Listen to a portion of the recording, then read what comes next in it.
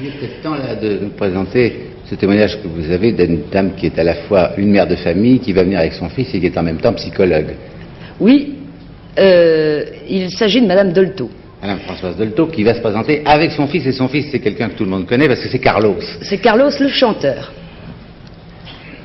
Bon, alors pour toi, le fait que je travaillais à la maison, est-ce que c'était désagréable pour vous ou pas? Non, pas du tout, au contraire, parce qu'il y avait tout un folklore. Le folklore de maman travaille, on rentrait, c'était chut, bon, on allait ouvrir la porte, faut dire que tu étais médecin et psychanalyste, c'est pas comme si tu étais médecin légiste, si tu ramènes du travail à la maison, c'est pas drôle. Oui, tu me donnais aussi quelquefois ton opinion sur les gens. Oui, c'est arrivé. Et tu m'écoutais. Et je t'écoutais.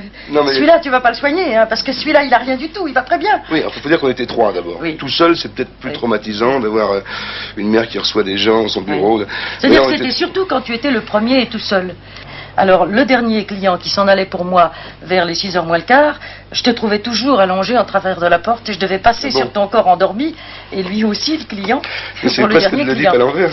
Tu passais sur mon corps endormi. Parce que tu t'ennuyais.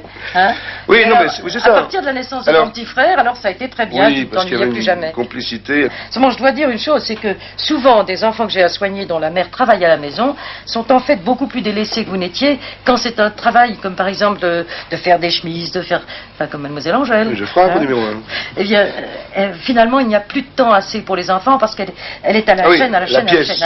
Comment ça, c'est difficile. Oui, mais tu sais, Tandis que ce travail-là, c'était en effet possible. Et alors, pour toi, qu'est-ce qu'il vaut mieux, avoir du travail en dehors de la maison et revenir le soir voir ses enfants, ou alors travailler à la maison ou rien faire du tout et s'occuper tout le temps de ses enfants? Écoute, c'est une question d'âge. Jusqu'à 3 ans, l'enfant a besoin de sa mère presque toute la journée. Mais au-delà de 3 ans, alors certainement... pas avoir sa mère constamment avec soi, c'est très mauvais pour le développement de l'enfant et pour la mère aussi.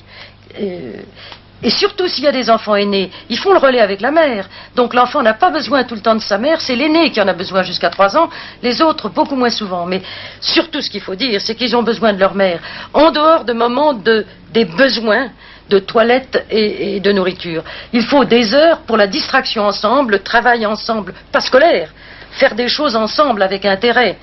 Mais parler, avoir le temps de regarder des livres, des histoires, ne serait-ce qu'un quart d'heure par jour, c'est fantastique pour les enfants d'avoir leur mère pour eux et pour quelque chose d'intéressant pour tout le monde. Et pas toute la journée. Et pas toute la journée à partir de 3 ans.